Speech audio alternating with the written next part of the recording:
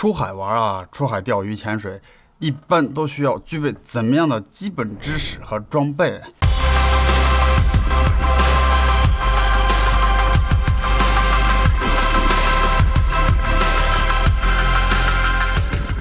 那么接下来要再往下学的一个证书非常有必要的就叫做海上无线电通讯。它在这里面的课程呢，简称叫做 VHF 然后这个东西就是要告诉你，在海上面你的船出了问题，你要呼叫海岸警卫队去帮你的时候，应该怎么去叫？这里面就有一个非常重要的概念，就是你的船是要有名字。比如说我的船呢叫做 Dolphin and Bunny， 在这预警呼叫的时候，你是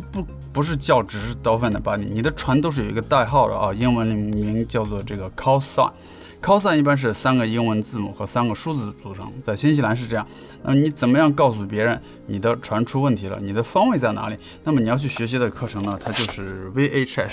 你会拿到这样的一个pack 然后后面他会告诉你，你把你的船的这些 call sign 呀、名字都写下来，什么样的情况下用什么频道。新西兰紧急用的频道跟国际是通用的，都是16嘛，你遇险的话都16频。但是你在不同的海域，你干嘛是用什么样的频道都是不一样的你不是拿着无线电你随便说。小船呢可以用这种手台，我买的就是这个手台，也是在我的船上那个底下那个防水包里放着。然后你平时去的那个海域的频道，然后大家都在说什么，还有天气的一些报备。当然了，你在用这些东西，你要通话之前，你必须把这个课学了以后，它会有一个证书，是这样子的证书。有了这个证书，你才可以去用这些东西除非一种情况就是你遇险了，没有这个证书，你用这个东西是 OK， 但是你得能确保，你把你自己的方位遇见什么情况告诉大家。最重要的就是你的地点在哪嘛，然后你船上几个人出了什么事儿，然后还有多久就会有危险，这些都是要告诉大家。这是我当时写的一些手稿就是你比如说你的这个 ABCD， 你报备的时候你就不能说是 ABCD， 你要用 Alpha、Bravo、Charlie、Delta 这样才能分得清嘛，因为口音的问题，对吧？这个跟航空这些都是一样的。然后你比如说你如果什么样的情况下是要用 Over、Out、Roger 这些，然后就是有不同的词不同的意思然后你怎么样去说这个，就是告诉别人你要说什么。你比如说出海的时候你一定要报备，你不光要跟家人去说，对不对？你还要看天气，什么时候回来，你回不来怎么办？跟家人说是其中一条，还有一条就是要跟海岸警卫队去报备，你告诉别人就是你去哪里了，哪里可能会出问题，然后几点回来。如果你不回来，别人知道去哪儿找你那么这个时候你就是用它去报备的。你不用它去报备的话，现在还有更方便，就是海岸警卫队这个手机呢，它也有 APP， 你直接可以把这些信息都输进去，然后告诉他你什么时候去哪儿，然后呢什么时候回来，船上几个人，你大概去干什么，对不对？然后如果出了问题，人家知道你大概去哪里搜救你，这些都是非常重要的。而如果你要是用这个手台去报备呢，你怎么去报备这个东西？这是我以前的手稿然后这个是 trip report 就是我刚才说的，你什么时候要告诉别人，就是你的名字你的船，你要去哪，什么时候回来，对吧？然后大概船上有几个人，这些东西都应该怎么说。那如果你的船没油了，或者你船发动机坏了，那么这个时候它不一定是 Mayday 那种紧急的 call， 这个英文里面它可能就是pan，就是比较紧急的这种pan call， 但是你怎么去说？然后如果你的船真的触礁了，着火了，人都要快被淹死了，那种情况下就是 Mayday 比较紧急的，对吧？ Mayday 应该是怎么去 call， 然后这个是pan，这个是 Mayday。 所以这个东西我已经把它扫描下来放在我的网页里面了就是整个这个课程的精华，你可以就看一下，大概就是在这里。然后你去上课的时候你也可以去海岸警卫队直接要一个这样小册子，它叫这个 Radio Handbook。 这个 Radio Handbook 它里面就所有的详细的东西，我刚才说的这些都有，但是我自己把它总结完了，就这么4页纸在我的网站上，你们有兴趣的话可以去看一下。这个是最基本的，你要知道你在海上出了问题，你怎么样去告诉别人。而且你的这个通讯设备一定至少要有2个，一个是手机打出来海岸巡逻队的号码你得记好，然后呢还有一个是这个，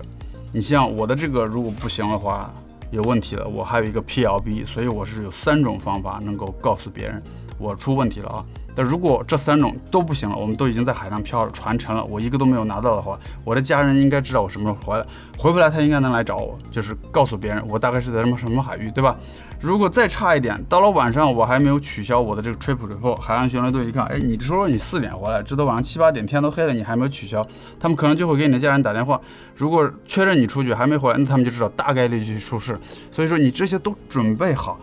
希望你出去100次、200次都用不到，但是如果需要用那么1次，那你回来的几率就很大，对不对？如果你的船没油了，我刚才说那个攀考，别人就可以来拖你，对不对？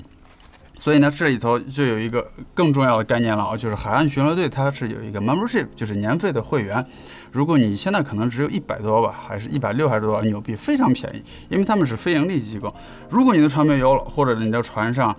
任何的东西出了问题，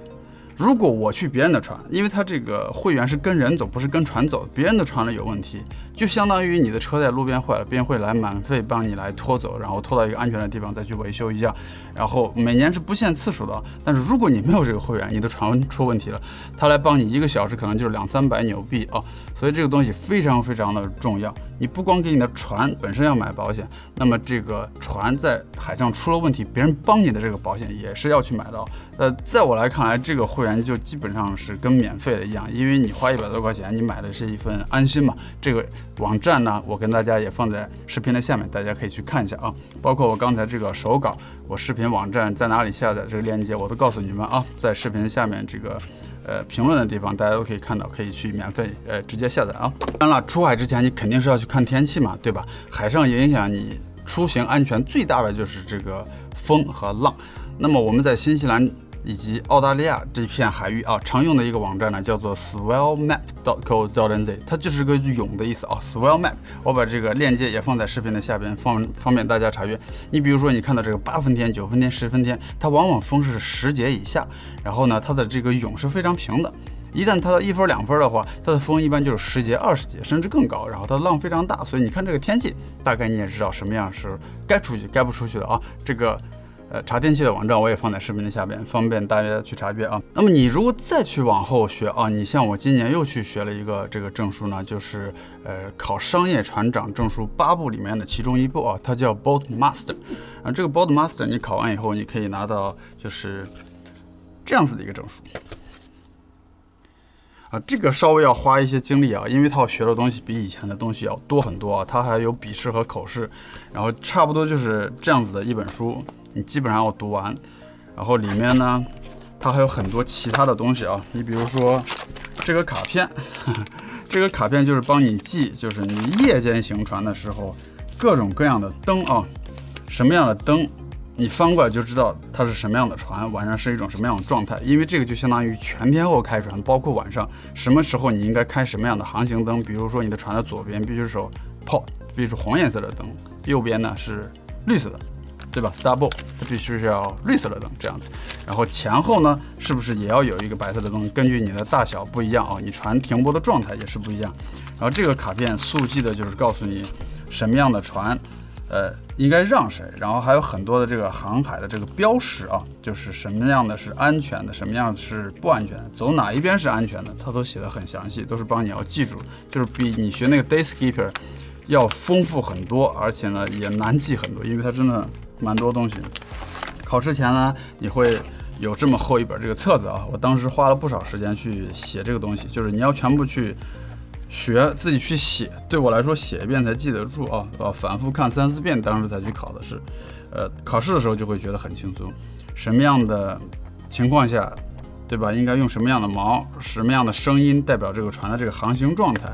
夜间呢，什么样的灯？总之就是说，这个证书差不多你要花1、2个月的这个周末去学吧，然后你花点精力学下来，就会相对安全很多啊。所有的这些东西啊，它都是理论。如果你想去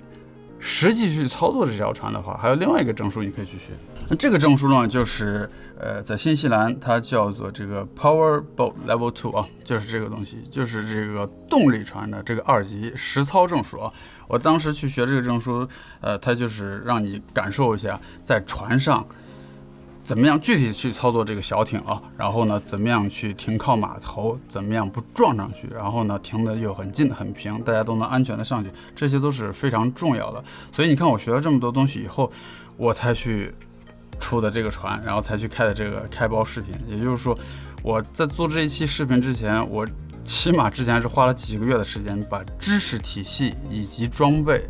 需要什么，需要怎么用，怎么买，然后呢，全部都集合起来了以后，才去做的这个开包的啊。如果这些东西我觉得都不在我的可控范围之内，不安全，我宁肯不出去，不去做它。这就是为什么我常年玩户外，不出事，就是这个原因啊。所以非常鼓励大家去学这些东西，它不贵啊。你就像 Boatmaster 这门课，这么多的材料，这么长的课程，他们也才收500-600块钱。在我看来，这个基本上就是远远超出它的价值。它是为了让你们安全的出去玩，不出事啊。所以它这个非盈利性机构，它做的非常好。我前几年，因为我经常潜水嘛，当时很多东西都已经考完了，然后他们还给了我一个这个小型潜水船的这个商业船长证书，这个要开6米以下，但是它的限制比较多了，必须是在5海里之内，然后你的船不可以超过6米，很多东西，但是这个也比较好，因为我潜水嘛，所以搞这个船，也就是为了把这两个结合起来，以后可以去更多的地方，带大家更安全的去玩啊。所以在节目的最后呢，给大家总结一下，如果大家喜欢去出船的话呢，一定要去 Coast Guard 这个网站，你们去研究一下。我把 Coast Guard 这个海岸警卫队的网站的新西兰的链接放在视频下面，你们可以去看一下，它都有什么样的课程 ，Day Skipper 对吧？白天开船的这个